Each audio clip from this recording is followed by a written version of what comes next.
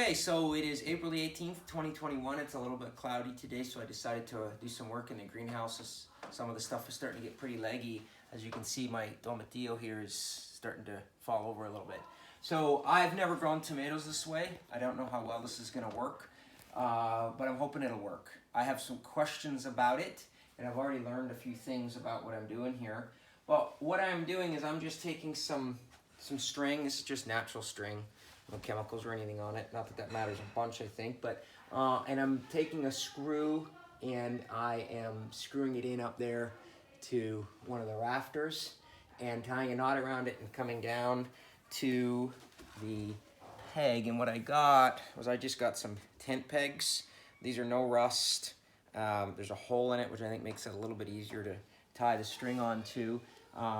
And what we're doing is we're taking these plant clips, just to go like this, and we're simply clipping onto the stem.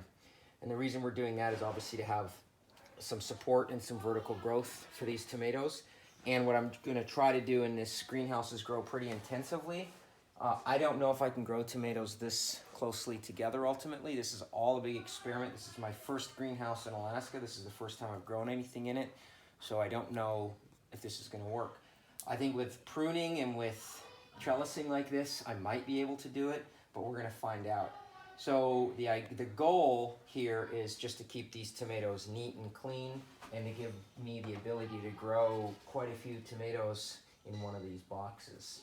So we're going to clip all the tomatoes today, and you can see that I've already pinched off all the little suckers, and they're looking pretty good, pretty healthy. The tomatillos are already starting to flower, believe it or not, here in the middle of April. So I'm feeling like if this general trend continues, we're going to have a great crop this year of tomatoes, tomatillos, peppers. You can see the basil here is already pretty luxurious, and it tastes delicious. We've got some melons over there and cucumbers. I don't know how those are going to grow, but it was 100 degrees in here yesterday, and it was only 52 outside. So given that we've got 10 days of beautiful sunny weather coming, I expect this greenhouse to be 90 to 100 degrees. I'll have to open some windows and try to regulate it so it doesn't get too hot. But today we're gonna hang these tomatoes and clip them up, and we'll see how this goes, so stand by.